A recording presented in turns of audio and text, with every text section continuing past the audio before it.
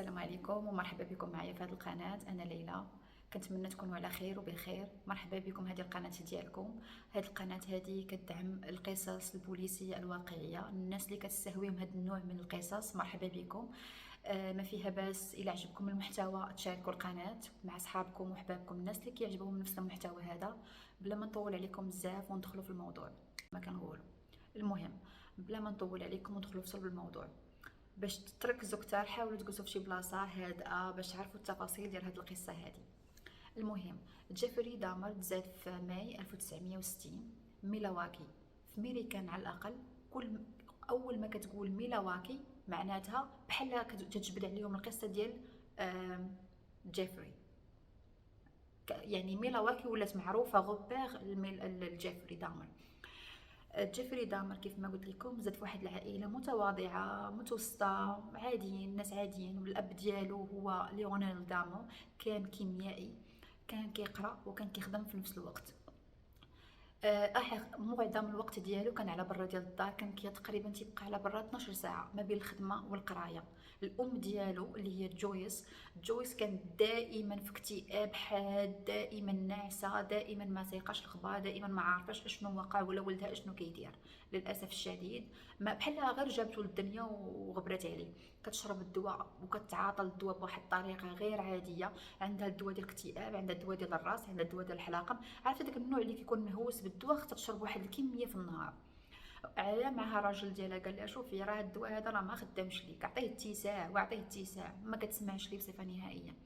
المهم الدري ملي كيجي من المدرسه كيجي كيلقى مو ناعسه، ما كايناش في هذا العالم، فهمتيني، بوحدو كئيب. ما لدرجه ان حتى علاقتها بالجيران ديالها ما، على حسب المصادر تيقولوا انها ما عندهاش علاقات مع الجيران، دائما كتخاصم معاهم، دائما في مشاكل معاهم.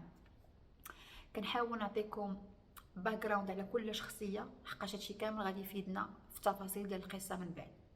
المهم، جيفري كان كيعتبر الى حدود سن 4 سنين انه طفل نشيط باغي يلعب، كيعجبو الدراري، كتعجبو المدرسه، كيمشي كيجي، امور ديالو زوينه، كلشي هو هذاك. المشكله فين كاينه هي من يوصل 4 سنين ونص، وصل يعني كانت عنده غادي خصو يدير واحد العمليه ديال الهرنيه، الفتق كيف ما كنقولوا. مشى دار هذيك العمليه، على حسب الاب ديالو بالخصوص كيقول ان ولده تبدل عليه، ما بقاش كيف ما كان، ولا انطوائي، ولا منعزل، ما بقاش كي عنده صحاب، غير سد عليه، ولا شخصيه واحده اخرى. استغرب وفي نفس الوقت قال وقيلا عادي، حقاش من بعد مني دار بزاف ديال الجرائم كانوا كيقولوا لا حكا راه مني في عمليه التخدير، في هذه العمليه هذه اللي اثرت لي على الدماغ ديالو. ايها كلام وصافي، كيبغيو يقولوا اي حاجه وصافي. المهم، مني وصل لهاد المرحله هذه مدرسه ولا ما كيعرفش يدير صحاب، ما كيعرف يدوي مع صحاب، ما كيتخالطش كيف ما كنقولوا. اليبوك كانت في المدرسه كاعتبار يعني كتعبير على الحب الاستاذ ديالك، كتجيب له تفاحه، كتجيب له فانيده، كتجيب له بيمو، كتجيب له شي حاجه كتفرحوا بها. عرفتوا دامر شنو جاب للاستاذه ديالو؟ جاب ليها ضفادع صغارين ودارهم في قرعه ديال الزاج وجابهم ليها. الاستاذه اول ما شافته دخلهم عليها استغربات، قالت كيفاش؟ قال لها، قالت لي دامر علاش جبتي هذا الشيء هذا؟ قال لها حقاش كان عزيز عليا داكشي اللي جبته. من تما عرفات الاستاذه ان الدري ماشي هو هذاك، وعنده شي حاجه في الدار ديالهم اللي ماشي هي هذيك. يعني عنده مشاكل اسريه كيف ما كنقولوا، وما كاينش اللي مهتم به. دازت الايام، الدري غادي كيكبر في المرحله الابتدائيه. كيف ما قلت لك دائما في هذه المراحل هذه بوحدو منعزل، ما فهمتيني، ما عنده صحاب، ما عنده حتى حاجه. ملي كيرجع للدار الام ديالو دائما ناعسه، ديما مغيبه، حاولت تنتحر اكثر من 10 المرات.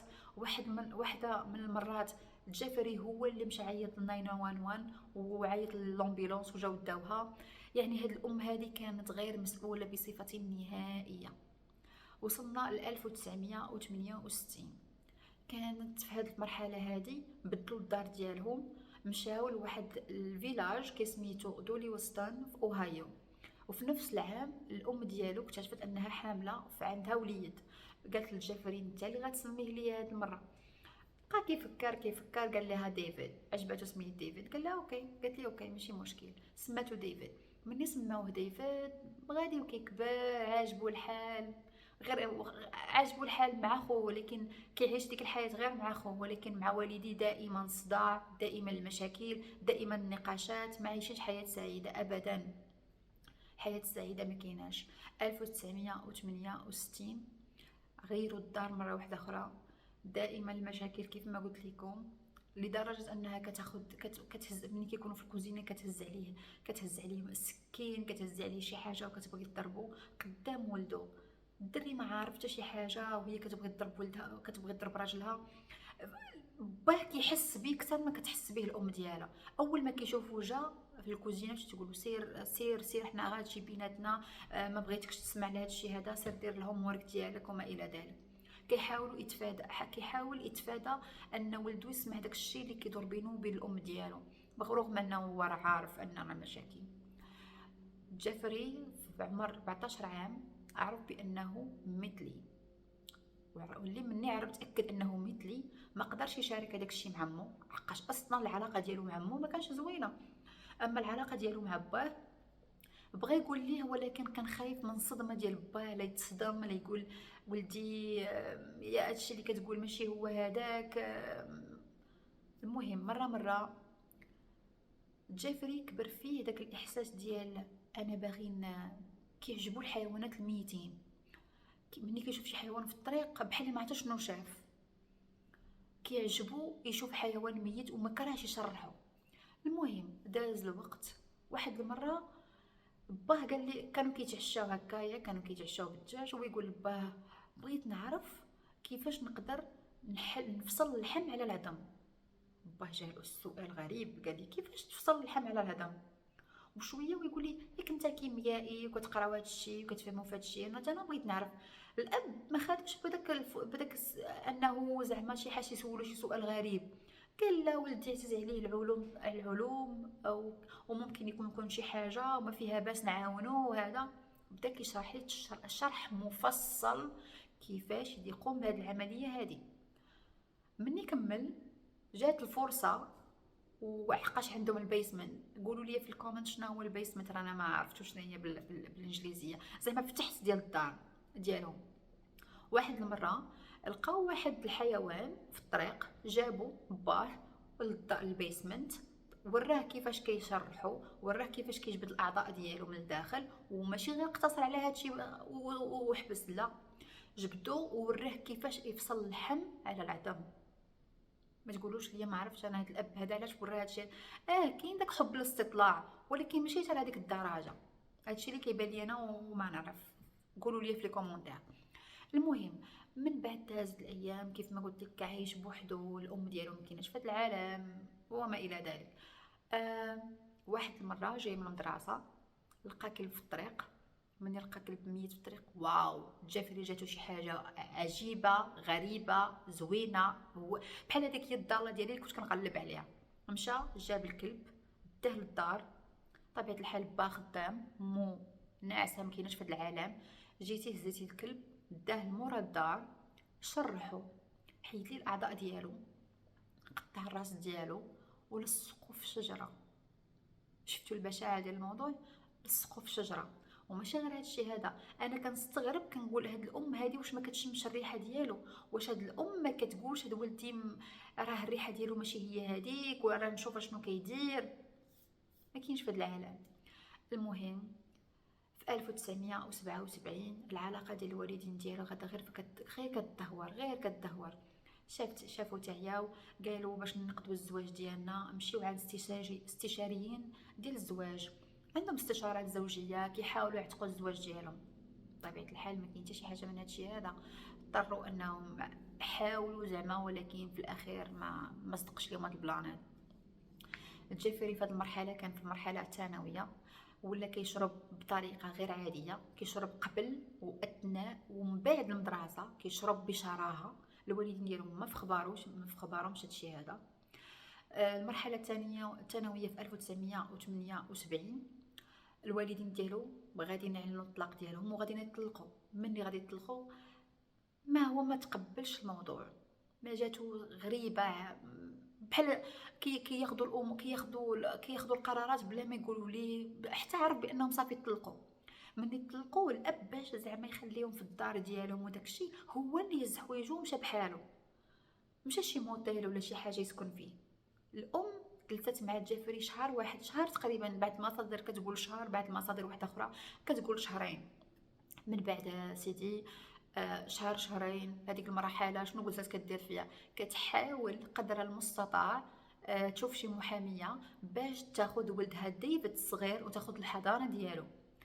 من اول زعما مرحله في المحكمه خدت له ولدها. علاش؟ حقاش الاب كيقضي اكثر من 12 ساعه على برا ديال الدار، فالحضانه خدتها الام.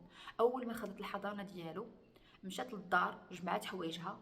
ذاك الوقت في صيف ديال 1978 جيفري كانت عنده 18 عام، ما تسوقتش ليه. قال لي غتخليني بوحدي وهو ما كاينش وانت غادي تمشي؟ قلت لي انا ما عندي ما ندير بك، انت كبرتي ولات عندك 18 عام، ومن غير هادشي هذا مني كنتي كتكون في الدار عمرك جيتي عندي؟ ياك ديما انت ساد عليك الباب، ياك ديما انت بوحدك ولا مع باك لتحت كتشرحوا في هذيك الحيوانات. ما عجبهاش الموضوع انه اصلا ما كانش قريب منها، كان قريب من باه. جمعات حوايجها ما عقلتش عليه ومشات.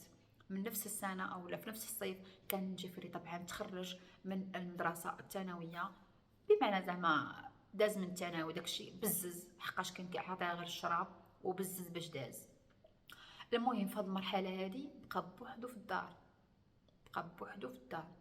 مني بقى بوحدو في الدار والديه ما مسوقتش، ماشي ما مسوقين الاب، خصوصا الاب ماشي ما مسوقش ليه، وانما عرف بان الولد ديالو كاين في الدار مع مو، ولكن هو راه ما كاينش مع مو راه بوحدو.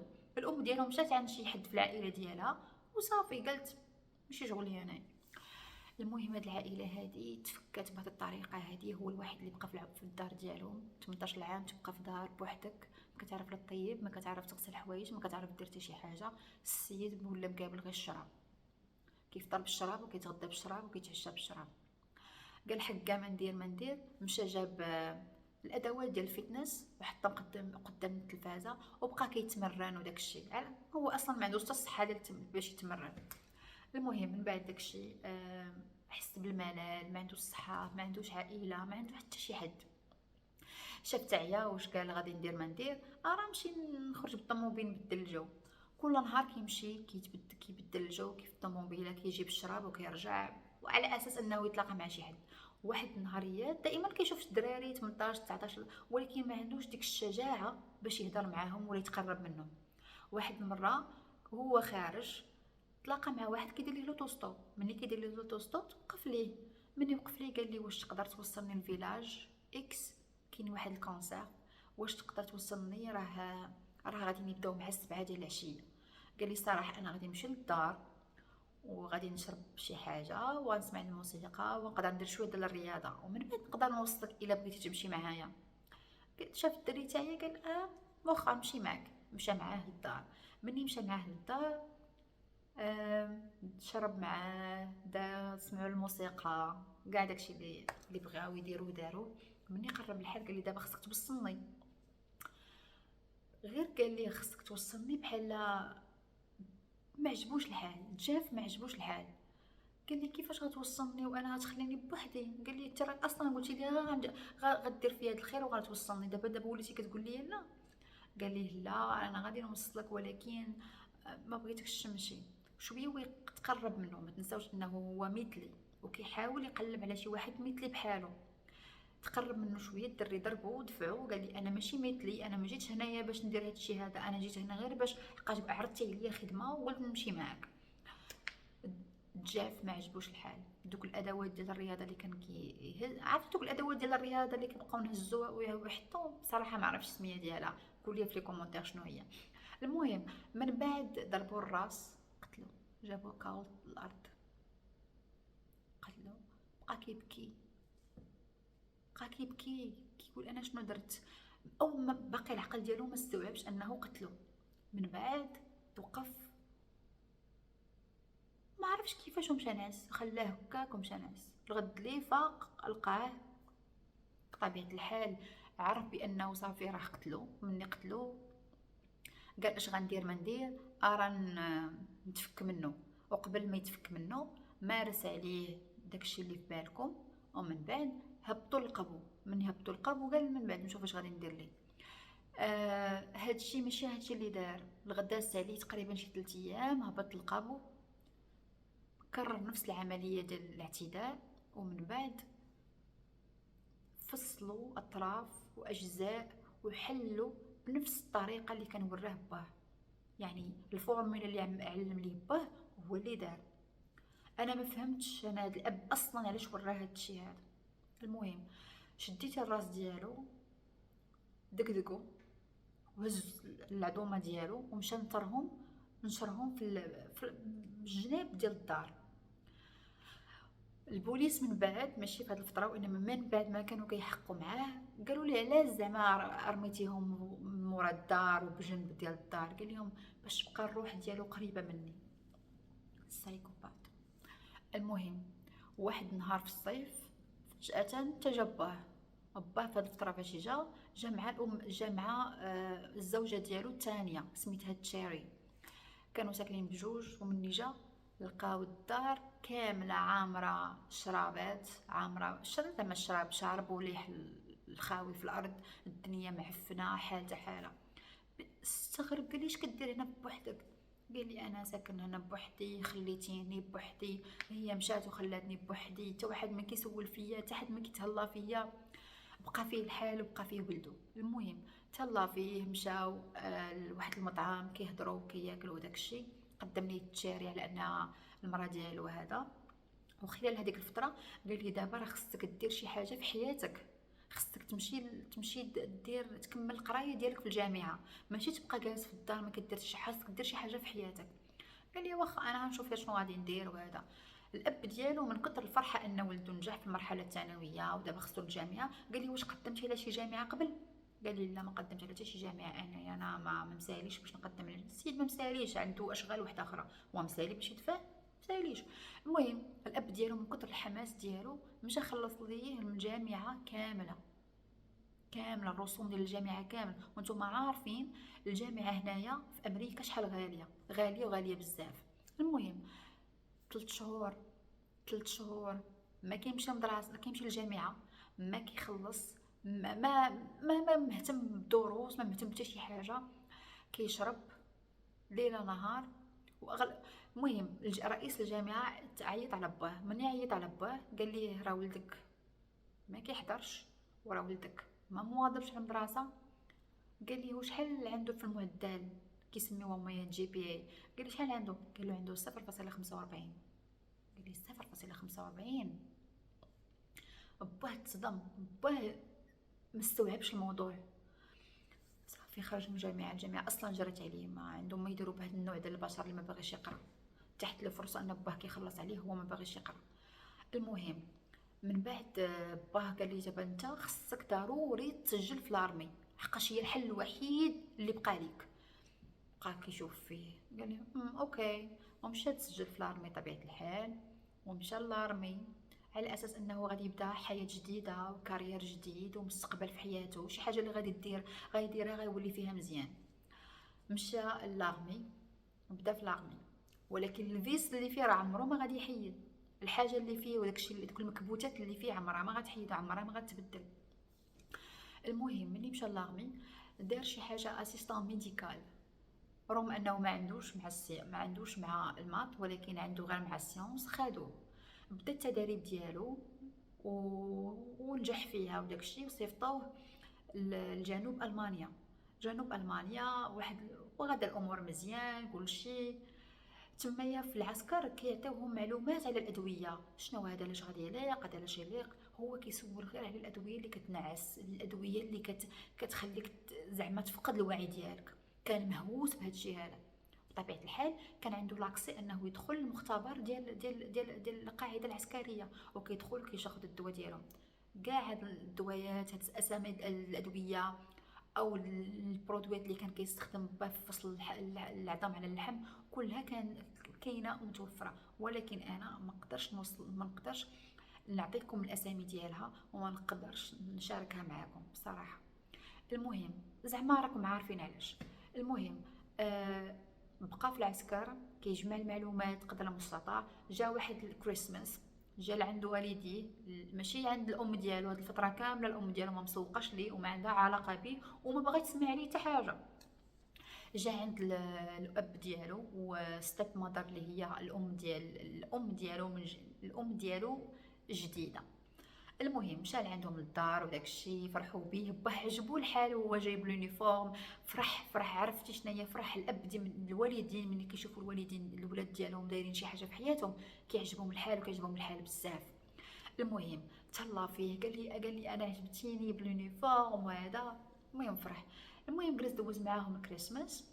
وخلال الكريسماس با كيسولو واش كتعرف شي حد، واش كتعرف شي بنت، واش عندك شي علاقه مع شي وحده، واش بديتي كتفكر في هذا الموضوع، واش كتفكر انك تتزوج. هو تيقول لي ما تبقاش تهضر معايا في هذا الموضوع هذا، ما صارحوش ولكن كيقول لي ما تبقاش تهضر معايا في هذا الموضوع هذا، انا ما باغاش نسمع حتى شي حاجه في هذا الموضوع. صافي ما بقاش كيقول له حتى شي حاجه، ما قال لي والو، قال له على خاطرك.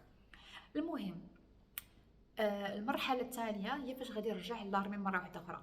مني غيرجع المره الثانيه، من بعد من فتره التحقيقات كاينين جوج ديال الاشخاص اللي كانوا خدامين معاه صحابه في الخدمه.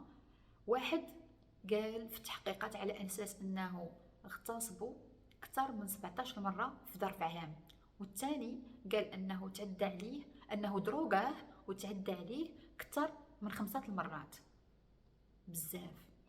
وعاد باش زيد عليها الشراب. هاد الشيء كامل خلى القاعده العسكريه تخلى عليه وتجري عليه.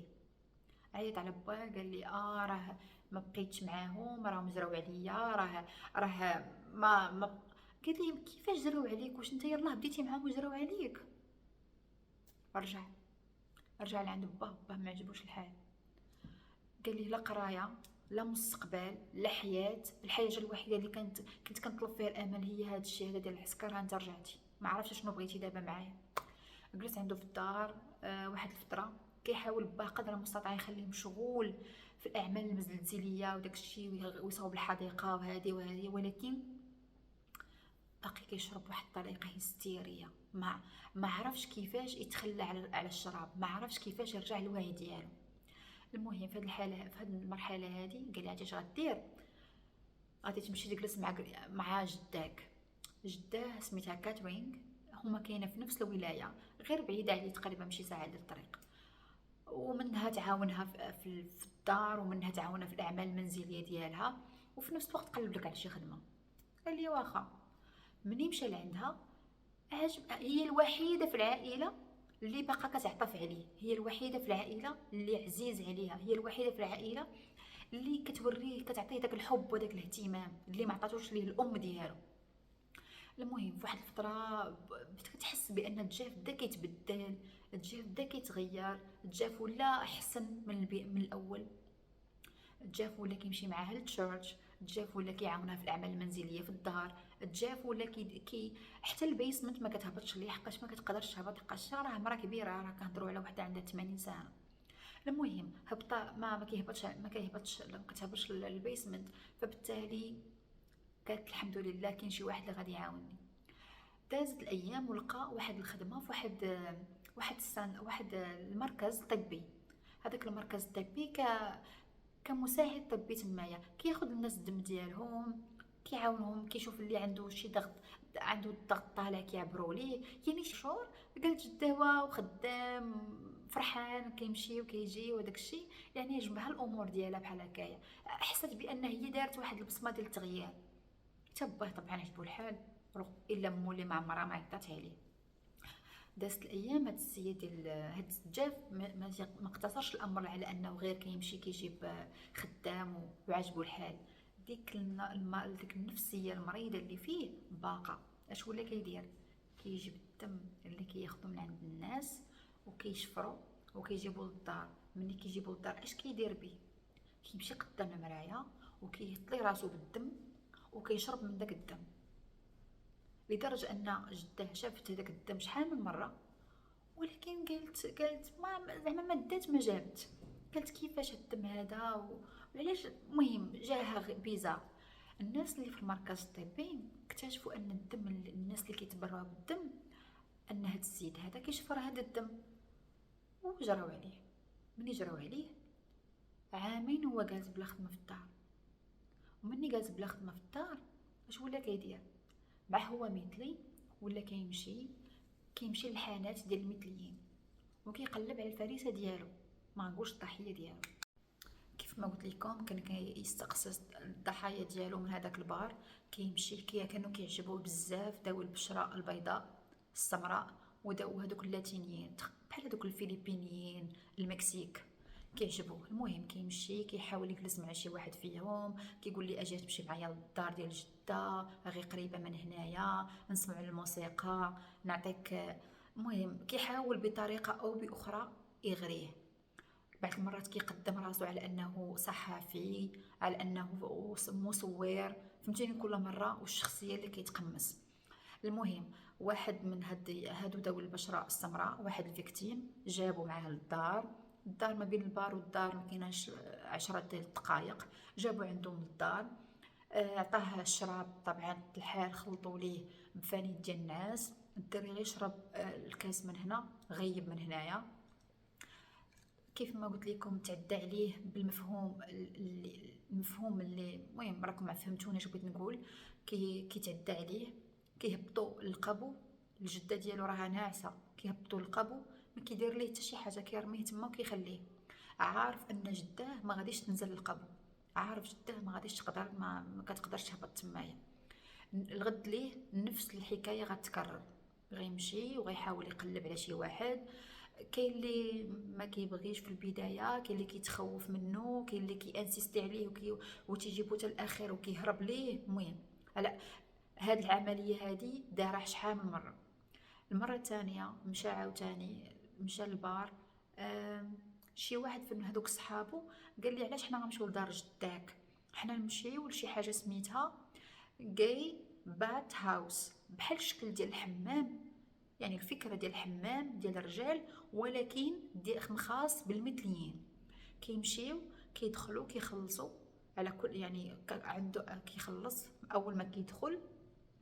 وكاين واحد البار داخل الحمام وكياخذوا الشومبر ديالهم. هادشي اللي ولا كيدير كل عجباتو الفكره، ملي كيدخل كيجلس معاهم وكيدير نفس العمليه، كيخدرهم وكيتعدى عليهم جنسيا. كرر هاد العمليه في هاد الحمام هذا 4 ديال الناس. مول الحمام لحقاش الخلاص كيكون عند مول الحمام اللي هو في البدايه ديال اول ما كتدخل الحمام، هو اللي خصك دوز عنده. قال ليه ما غاديش نخليك تدخل، حقاش كتعدى على دوك الولاد اللي كتجيب كتخدرهم وكتعدى عليهم جنسيا. هو راه مثلي، ولكن هو هذاك مول الحمام ما باغيش شي حد يموت ليه تمايا. هادشي علاش اللي انا ما تفهمش ليا، علاش هاد مول الحمام من اكتشف انه كيخدرهم علاش ما عيطش على البوليس؟ المفروض خصو يعيط على البوليس. ولا ممكن في داك الوقت حقاش هو يا حمام ديال المثليين ومازال هذا المفهوم ديال المثليين ما متداولش كيف ما هو الامر اليوم، داك الشيء علاش ما عيطش على البوليس. المهم جرى عليه وقال لي لا. مني جرى عليه هو هذاك صاحبه قال لي اش غادي دير؟ ما نديرو، يلاه معايا لوطيل. نجلسوا في لوطيل، ناخذ شومبر ونجلسوا ونهضروا ونسمعوا الموسيقى ونديروا اللي بغينا ونمشيو. صاحبو تا هو ما امتنعش، ما عجبو الحال، مشى معاه. وهذا اللي مشى معاه تا هو سميتو ستيف دخل معاه للغرفه، شربوا. هاد جيف ملي كيكون معاهم في الغرفه ماشي كيجي كيحاول يخليه مرتاح ويدير ليه الموسيقى وياخذ الكاس ديال الشراب ويدخل الحمام ويدير فيه الفانيل ديال النعاس ويجيبوا ليه. جابوا ليه حتى صافي الدري غيب، وهو اصلا كان مسالي بالشراب حتى هو كان. المهم رد ليه من صباح الحال، فاق من نفاق الجف من النعاس، لقى بان الضحيه حدا رجليه ناعس، ميت، مضروب، الدم في وجهه، مقتول. انا اللي ما كيتفهمش ليا انه ملي كيفيق من النعاس تيقول لك انا ماشي انا اللي قتلته، انا ما كنتش ناوي نقتل، انا ما انا كنت باغي غير نخرج معاه ونبدل الجو، حنا مثليين وكنعيشوا اللحظه وصافي. شا عيا ما يفكر، ما عرف شنو غادي يدير. انتهى به الامر انه مشى جاب واحد لافاليز كبيره على قد الحجم ديال هذاك الشخص وخشاه في لافاليز وسد عليه. ما عرفش انا واش هذاك الوقت ما كاينش كاميرات، ما عرفتش هذاك الوقت واش الدم اللي كان في لا شومبر هذوك الناس ما انتبهوش ليه، حقاش كان الدم بطريقه غير عاديه. تحت ما عيط عليه، تحت ما هزيتي السيد في لافاليز جبتيه معاك وحطيتيه في الطوموبيل، بقيتي عاسه على جداك حتى مشات للتشرش، ودخلتي لافاليز للبيسمنت، حطها في القبو. منا حطها في القبو، سحب لك هو هبط لها هذيك الساعات، رماها مده ديال اسبوع، ما وكأن شيئا لم يكن، زعما عادي. دازت اسبوع، مني داز اسبوع مشى عاوتاني ولا كيقول انا دابا يا واش غنبقى بوحدي، هذاك الحمام مابقاوش بغاو، لوطيل يقدر يوقع لي شي حاجه. فكر فيها شويه، ولا كيدير، ولا كيجيبهم للدار ديال جداه، كيدروغيهم وكيهبطهم للبيسمنت، كيتعدى عليهم وكيرميهم تما. هو ماشي كيقادهم وكيفصلهم في نفس النهار، لا، حتى تيجمع جوج ثلاثه عا باش كيبدا هاد العمليه هاد، عا باش كيدوز لهاد المرحله هوايا. المهم، جا المره الثانيه جاب واحد اخر، جابو شرب، دار ليه الفنيد ديال النعاس، نزلو تعدى عليه بالمفهوم اللي نتوما فهمتوه. ومن بعد تعدى عليه يعني هما كانوا ثلاثه في اخر المطاف، قادهم كاملين. كيستخدم ديك الفورمولا اللي كان وراه باه، كيخدم بها تمايا. تعدى على دوك الدراري، قطعهم اجزاء، فصل اللحم على العظم، ما نقولش لكم. وماشي غير هادشي، جاف كان من النوع اللي كيبغي يخلي شي عضو من الاعضاء ديال هاد الضحايا ديالو معاه، قال لك عزيزين عليه، كيعجبوه كيستهويه هاد الموضوع هذا. جداه مع مرور الايام ولات كتشم واحد الريحه ماشي هي هذيك، كتعيط ليه كتقول واش هذاك الشيء اللي كاين تما شي حاجه من داك الشيء ديالك هي اللي كاينه، هي اللي دايره هاد الريحه هذه. تيقول انا ما عندي حتى شي ريحه، شمن الريحه كتهضري عليها؟ كتقول لك كيقول لها شي حيوان ولا شي حاجه ميت تمايا، حتى نسالي ونهبط نشوف، هذه هي الهضره ديالو، حتى نسالي ونهبط نشوف. المهم، المره الثالثه جاب جا واحد اخر، كان في البار، سالا من البار، ماشي واحد ما لقى حتى شي واحد، ما عرف كيفاش يخرج شي واحد من البار. شي دري داوي البشره السمراء، كيدور في الطوموبيله ديالو ما بغاش تنوض، زعما ما خداماش، ما الباتري ديالها ما خدامش. ومشى لعندو قال لي واش انا نقدر نعاونك، يلاه معايا الدار ديال جده غير قريبه هادي، وراه ما وقع حتى شي حاجه، راه هاد الحي اللي فين كاين الطوموبيله ديالك راه خطير، راه فيه الاجرام بزاف، بقى عليه بهاد الهضره هادي.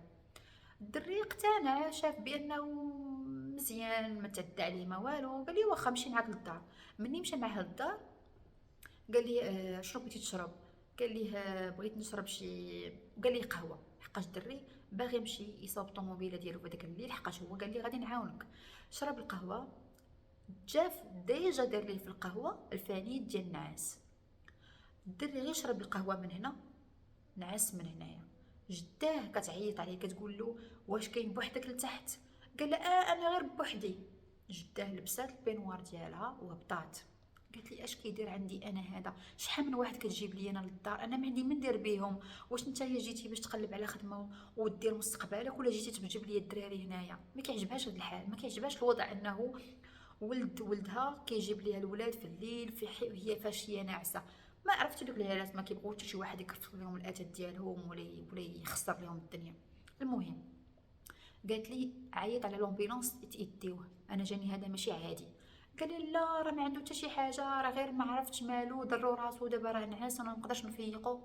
قالت لي شوف، انا ما غادي نتحرك من هنايا وما غنعش، انا غنجلس هنا حاضيه حتى الصباح، مني انت ما بغيتيش دير السبيطار. المهم بقات جالسه حداه حاضيه كتشوف فيه. الدري ما فاق حتى للصباح. مني فاق في الصباح قال ليه قالت لي ويلا دي البلا فين خدام ولا فين الدار ديالو؟ قال لها واخا. مشات مع جداه، داو لواحد البلاصه ديال واحد البلاصه ديال الباص، ركبوه في الباص وخلاه. قال لي مول الباص هذا فين غادي؟ عطاه اي ادريس غير باش يتفك منه، حقا جده حصلاتو. المهم الدري حطوه بحال اخر ديال لانين، وصل.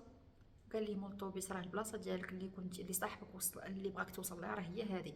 الدري مازال بنهار ومازال ما فاقش، مازال ما مستوعبش اش كيوقع ليه. مشى شي واحد من هبط من الطوبيس، شي حد هزو وعاونو ومشى للسبيطار. مني مشى للسبيطار من النفاق لقى راسو في السبيطار. كيقول الفرمليه شكون اللي وصلني هنا، شكون اللي جابني هنا؟ قالت لي شكون اللي جابك؟ قول الحمد لله انك باقي على قيد الحياه. عرفتي لا دوز اللي شربتي عرفتي لا دوز اللي تخدرتي بها البارح؟ قلت لها انا ما كنكمي، انا ما كنشرب، انا ما كنتعاطاش.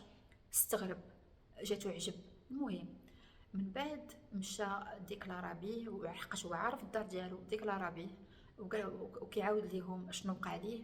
وطبعا حقاش هو ذوي البشره السمراء، البوليسي ذوي بشره بيضاء، طبعا غياخد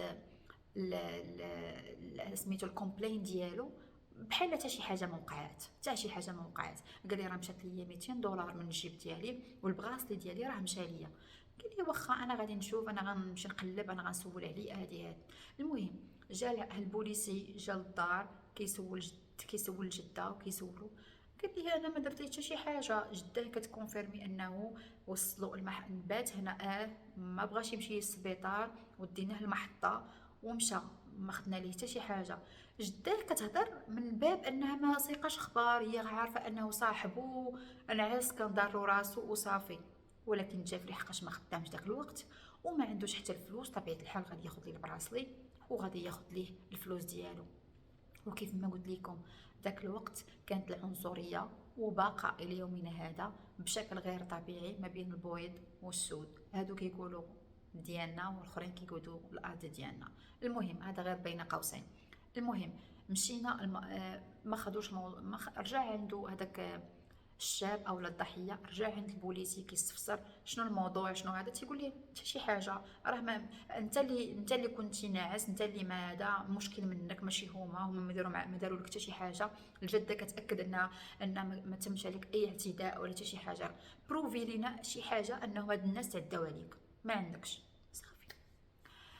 من بعد كثرت الريحه بواحد الطريقه غير عاديه في القبو ديال الدار ديال جده شنو دارت؟ عيطت على ولدها اللي هو ليونيل بجاف، عيطت عليه قالت لي شوف الريحه ما بقيتش كنقدر عليها، انا راه هبط وشوف شنو كاين تما.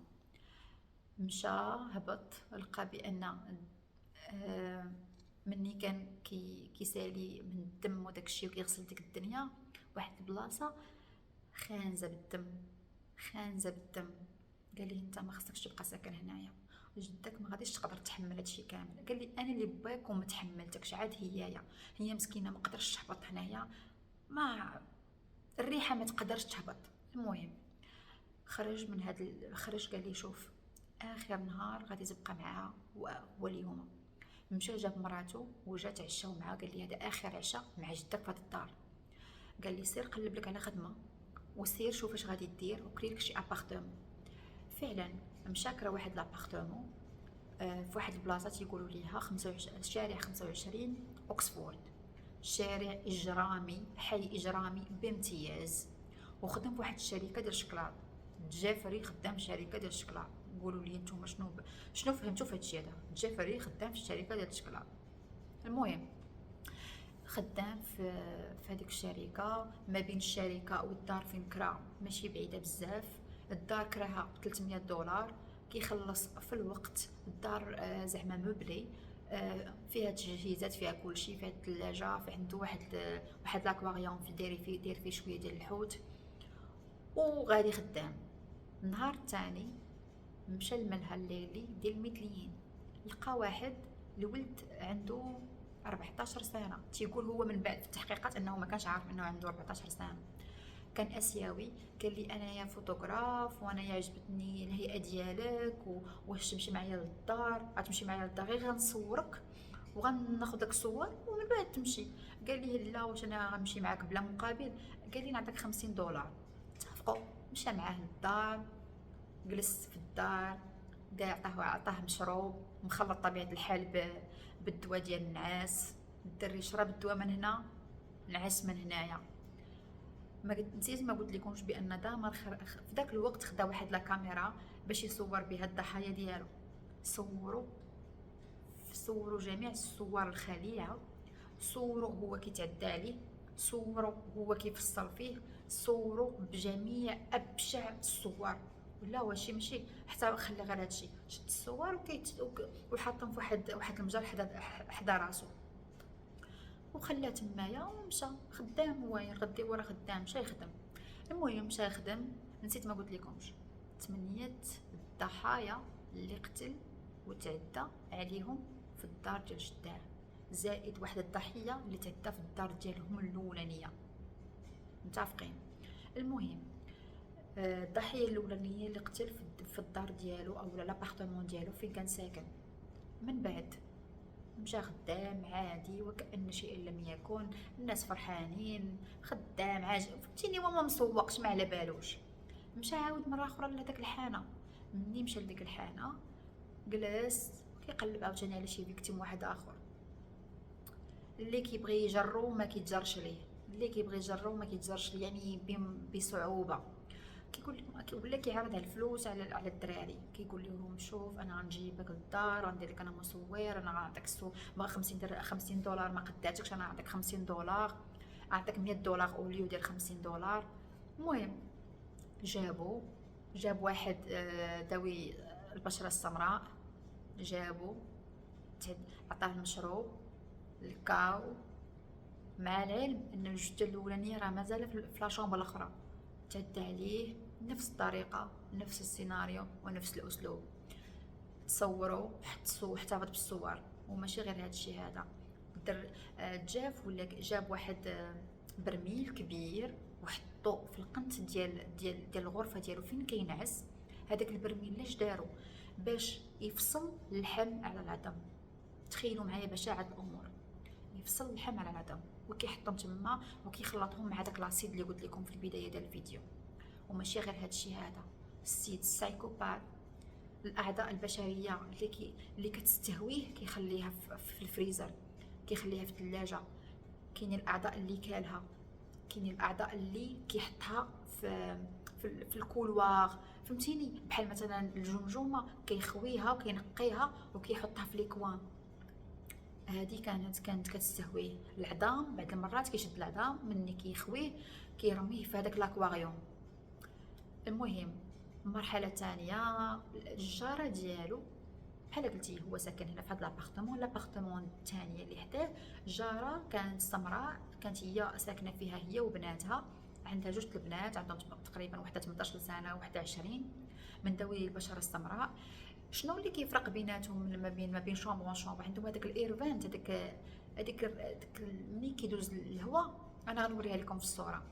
هذيك ملي كتكون كيطيبوا في داك اللحم البشري كتحس به، ما كتجيها بحال الترويعه. الناس ديال العماره تشكاو شحال من مره، الماناجر ديال هذيك العماره كتقول لهم راه ودي راه ريحه خايبه كتجي من لا شومبر ديالو. هو هذاك الماناجر كيعيط عليه في التليفون، جيف راه الناس كيتشكاو الريحه خايبه. قال لي راه عندي شي لحم وخسر ليا في الثلاجه، انا غنقي الدنيا وداك الشيء وصافي. علاش كيتعامل معها بحال هكا؟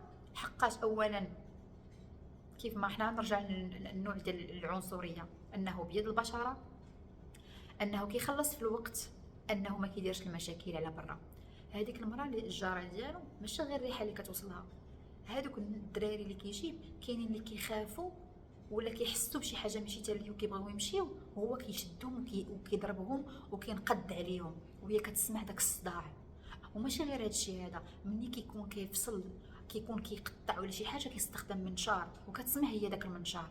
ودائما كانت تتعيط على الماناجر وكتقول ليه هاد الهضره هذه، والماناجر دائما ما كياخذش الكومبلين زعما سيريسلي، ما كياخذش الموضوع بجديه وكيوصلو وكيقول لي لا خصك دير، ما على بالوش.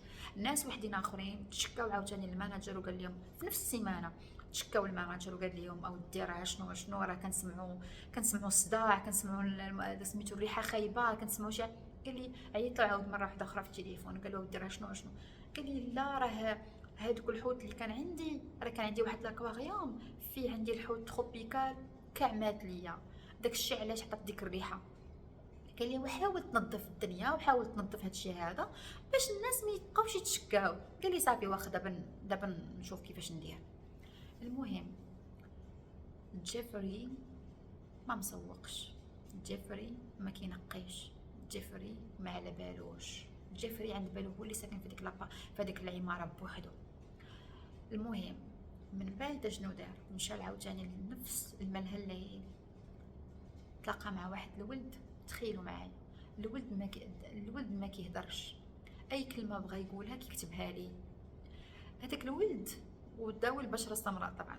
هذاك الولد فيما كيبغي يهضر معاه كيحتارمو، ولا كيبغيه، ولا كيتعامل معاه مزيان. واحد المره قال ليه يلا معايا للدار ونوريك الدار ديالي فين جات، ومن بعد الولد تمشي سير. هادشي كامل بالكتابه. المهم وراه الدار، وانا غنوريكم العماره هنا كيفاش دايره. جابوا العماره ديالو، دخلوا لابارتمون، نفس السيناريو كيتكرر، نفس الحاله كتكرر. هذاك الولد تعدى عليه، هذاك الولد ما خلى ما دار فيه. ولكن النهار اللي غادي يبغي الله يفضح هادشي هذا غيكون السبب. دازت المده عاوتاني واحد الشهر، حنا دابا ولينا في 1991.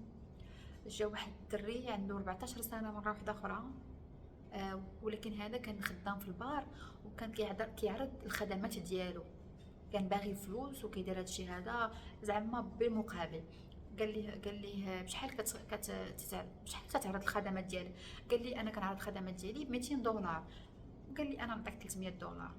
عطاه 300 دولار، جابو معاه. ماشي غير هادشي، عطاه داك الفانيد مخلوط مع داك المشروب اللي غادي يشربو. مني شربو الدري غيب، مني غيب عرفتو دامر شنو دار. مشى جاب هذاك، عرفتو داك اللي كيخدم به النجار اللي كيدير به الحفره ديال الضوء الكتريك. انا غنوري لكم في الصوره. تقبليه الدماغ ديالو وخواليه اسيد تمايا، صافي كان ما غاديش يفيق. المهم تدى عليه جنسيا وخلاه. قال انا غادي نمشي نجيب شويه ديال الشراب ونرجع. مشى كيجيب الشراب وخلى الدري تما بوحدو. الدري ما عرفش انايا واخا وقع عليه هادشي كامل، قدر يوقف وقدر يحل الباب وقدر يخرج قدام الباب ديال العماره ويجلس قدام الباب ديال العماره. هذيك المراه الجار اللي قلت لكم عليها هي وبناتها شافوا الدري باقي صغير، شافوا الدري ما كيهدرش، كيقولوا لي مع من جيتي عاد من جيتي. عيطوا على البوليس. مني عيطوا على البوليس قالوا لي راه الدري محال واش عنده حتى لا كارت ناسيونال، راه ما عندوش وقيله 18 سنه، غالبا عنده شي مشكل هنا، شوف مع من كيهضر وهداك الشيء. المهم جافري هو جاي كيبان ليهم البوليس وكيبان لي المراه الجاره ديالو، طبعا غادي تحاول تخلق ليه مشكل. من بعد اشنو قال لهم هذا راه بوي فريند ديالي وانتوما شو وقع لكم، راه هو غير كيشرب بزاف. قال لي البوليسي واش عنده شي كارت ناسيونال ولا شي حاجه؟ قال لي لا ما عنده لا كارت ناسيونال لا والو، راه مضيعها. وما فهمتش انا نتوما علاش مجمعين لي. انا راه مشيت غير نجيب ليه الشراب حقاش بقى كيقول لي خصني نشرب. المراه جرات البوليسي شويه وقالت له شوف هاد الولد راه فيه الدم، هاد الولد راه عنده شي حاجه، هاد الولد راه ما عندوش 18 سنه. قال ليه هذا بينو هو صاحبه وكيعرفوا، انت ما لا دخلك لك في الموضوع، مادام ما كاينش العنف بيناتهم ما عندناش حنا علاش ندخلوا. خلاو الدري يدخلوا، مشاو مع البوليس، مشى معاه لابارتمون ديالهم، والبوليس شافو حتى جلس نعسو زعما في الصوفه بحال هكايا وخرج. صافي وكأن حتى شي حاجه ما وقعات. المهم الدري هذا تعدى عليه مره واحده اخرى ودار لي نفس الحاله اللي دارها اللي قبل منه. وانا ما فهمتش انا هاد الناس دابا عدد الضحايا اللي تعدى عليهم في لابارتمون ديالو 8. عدد الضحايا اللي تعدى عليهم في الدار ديال جداه 8. هي 16 ضحيه. وعاد باش الضحيه اللي تعدى عليه في الدار ديال والدي، يعني 17 ضحيه. 17 ضحيه اللي تعدى عليه وباقي ما تكتشفش الامر ديالو. من بعد دازت وقيله اسبوع، مشى للبار مره واحده اخرى، بان لي واحد الدري سمر عجبو ارتاح ليه، قال لي هذا هو اللي خصني ندي اليوم. جالس كيتعزل هو مع راساتو فهمتي. قال هذا هو اللي غادي ندي اليوم. مشى بقى يقول لي شوف انا راه مصور، غادي نديك معايا للدار غنصورك ونعطيك 50 دولار. اش منو بان ليك؟ ما تنساوش عاوتاني راه 50 دولار في داك الوقت راه شي حاجه، راه ماشي بحال دابا. المهم بقى كيقول واخا هادي، متردد شويه، صافي في اخر المطاف وافق. مني وافق مشى معاه. مشى معاه للدار.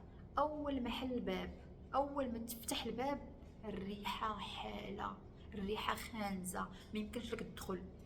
قال لي شد الريحه، قال لي لا راه غير ما سيقتش، كانت الثلاجه ديالي خاسره، بقى عليه ديك الهضره، غير دخل دخل. دخل، قال لي اكنشرب شي حاجه. الدري الحس ديالو قال لي ان كاينه شي حاجه هنايا ماشي تلهيه. قال لي واش ممكن نستخدم طواليت. مشى استخدم طواليت، كيسحب لي واش طواليت كاين فيها شي شرجم ولا شي حاجه باش يهرب. ما لقى لا شرجم لا والو.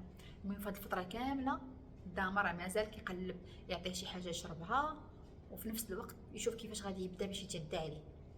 اشنو دار؟ مشى هاد الدري هذا جالس كيفكر، الدماغ ديالو كيفكر. هو جا درتي هذا سميتو المينوط، دار لي واحد من المينوط في يدو. مني دار لي المينوط في يدو قال لي علاش درتي لي بحال هكا؟ قال لي زعما غير باش نضحكوا هذا ونخلقوا الجو وهذا ونعيش. قال لي انا جيت هنا غير باش نصور، انا ما جيتش هنايا باش ندير شي حاجه واحده اخرى. مع الاتى انك غتخلصنا غتزيدني شي حاجه واحده اخرى. قال لي راه غنزيدك ماشي مشكل. الدري عرف. ملي دخل لا شومبر الثانيه ديال فين كاين بيت النعاس، شاف البرميل، شاف الريحه خانزه، شاف التصاور، شاف الناموسيه فيها الدم، شاف عطاه، شاف شحال من حاجه ماشي حتى ليه. تخيلوا معايا دامر اش قال لي؟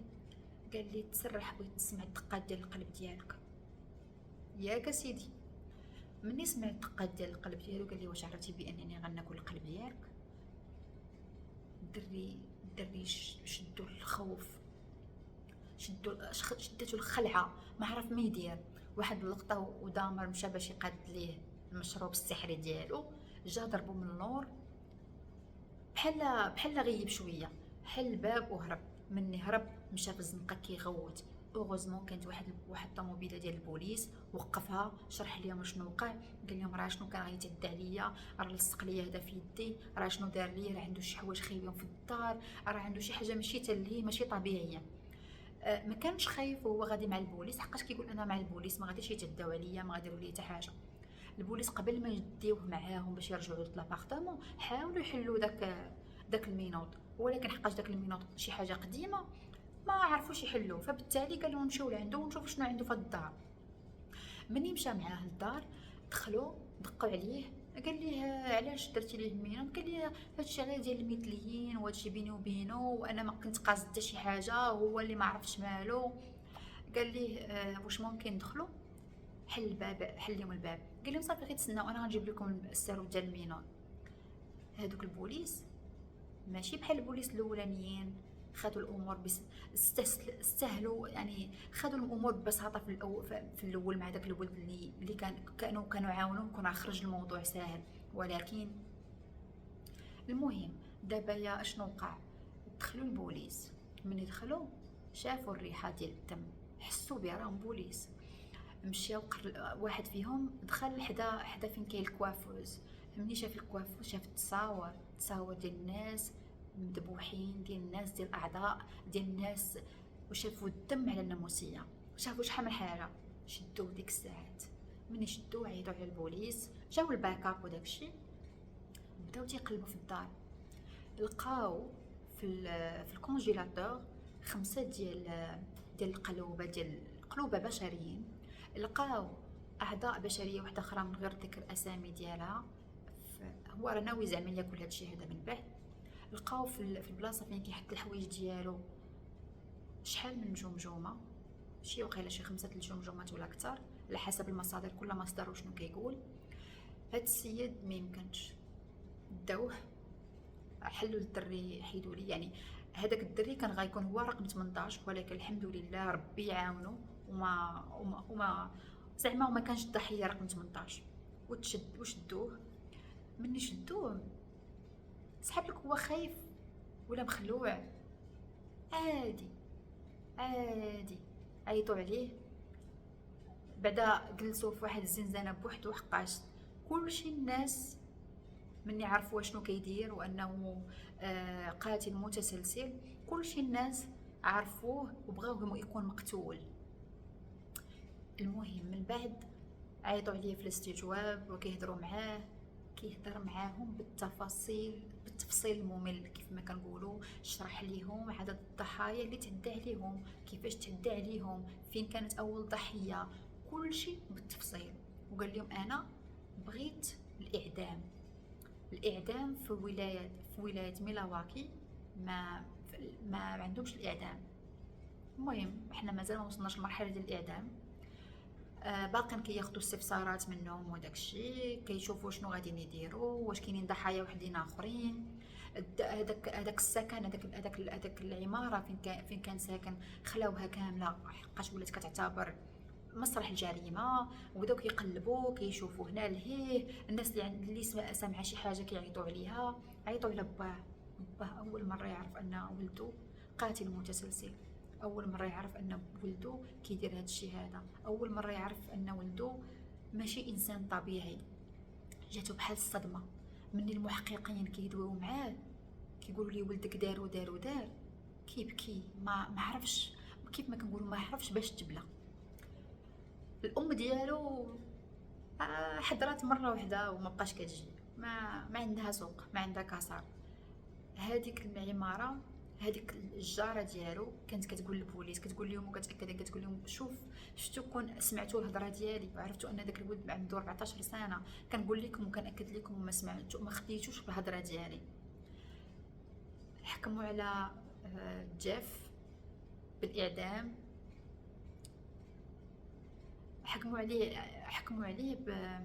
حكموا على جيف زعما بالسجن مدى الحياة زائد 70 سنة ديال السجن.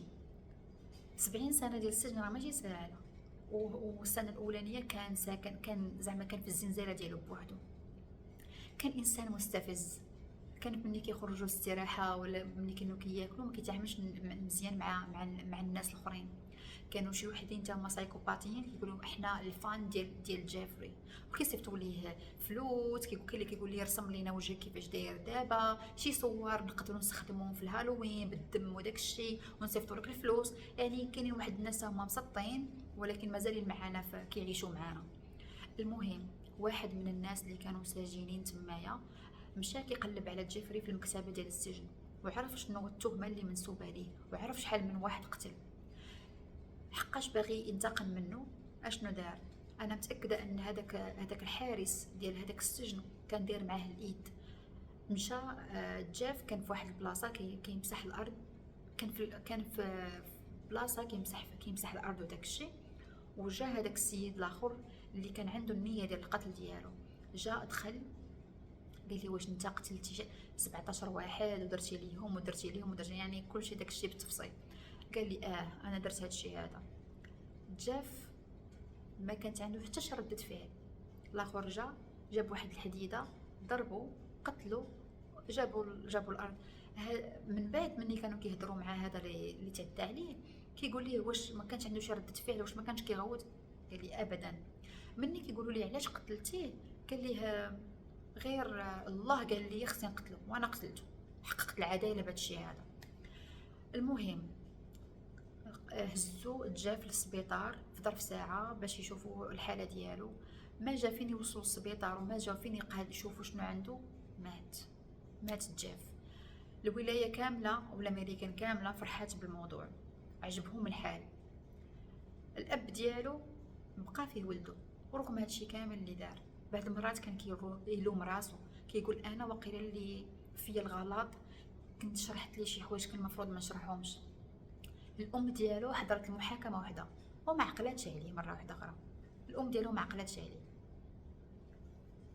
فهمتوني؟ الام ديالو ما عقلاتش عليه، ما تهلطش فيه، ما دارت معاه حتى شي حاجه. المهم من بعد الام ديالو ماتت في 2000 بسرطان الثدي. الاب ديالو كتب كتاب من البدايه ديالو، من نهار تزاد حتى نهار توفى، وهذا الكتاب هذا جاب الملايين الدولارات. وخدت واحد النسبه من هاد الارباح هذه عطاوهم لهذوك الناس اللي اولا زعما العائله ديال هاد الضحايا هادو. تشيري اللي هي الزوجه الثانيه ديال يونيل ماتت في يناير 2023.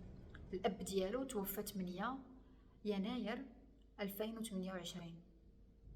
لا سمحوا لي، الاب ديال جيف توفى في ديسمبر 2023 بصدمه قلبيه. والاخ ديالو ديفيد اللي ما هضرش مع ليه كامل حقاش ما كانش مصدر الاهتمام او ما كانش شي علاقه كتربطو بجيف. الاخ ديالو من بعد ما وقع هادشي هذا بدل الاسم ديال خوه، بدل الاسم ديالو بصفه نهائيه باش حتى شي حاجه ما تربطو مستقبلا تربطو بالاخ ديالو. حاليا الا جيتو تقلبوا على ديفيد في جوجل وكتقلبوا شنو السميه ديالو ولا هذا، ما كاين حتى شي حاجه. عاش حياه طبيعيه، دار مستقبل مزيان، عنده عائله، عنده وليدات، حتى شي حاجه ما عنده ديك الحاله النفسيه اللي عند جاف. وهذه القصه ديالنا ديال اليوم.